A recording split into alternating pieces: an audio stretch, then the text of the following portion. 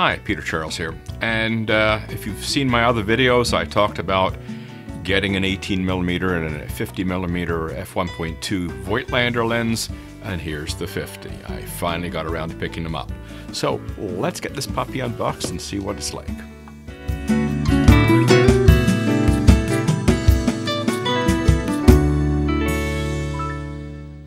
Okay, here's the 50mm f1.2. It's from what I've seen in pictures, it seems to have a different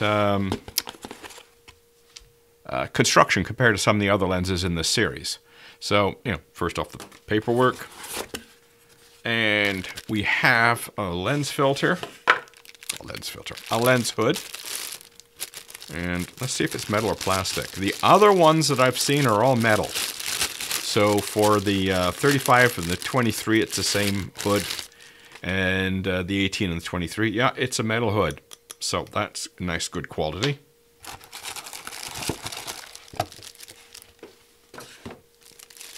Okay. Here's the 50, and it's definitely a more robust lens than the others in the series.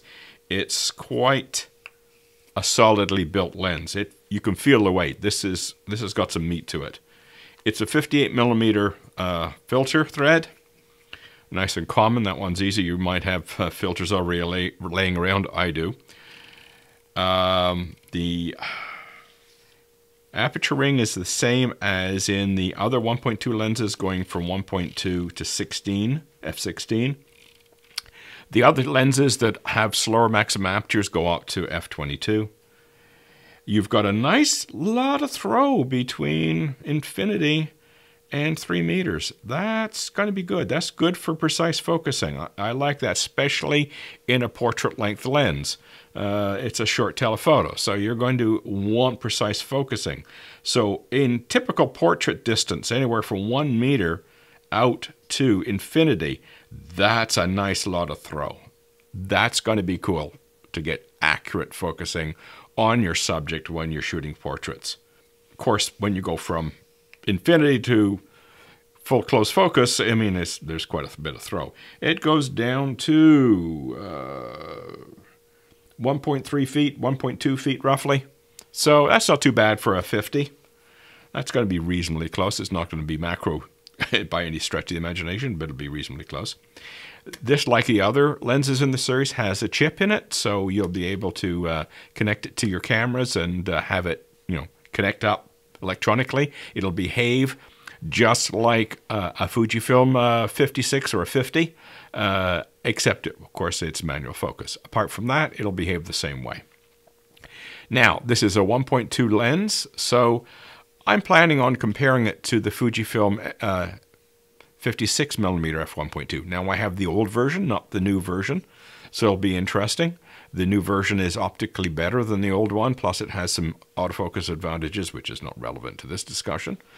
But from the use I put the old Fujifilm 56mm f1.2, the type of results I've got, and the things I've read about this lens, they do seem very similar in the types of results they'll produce.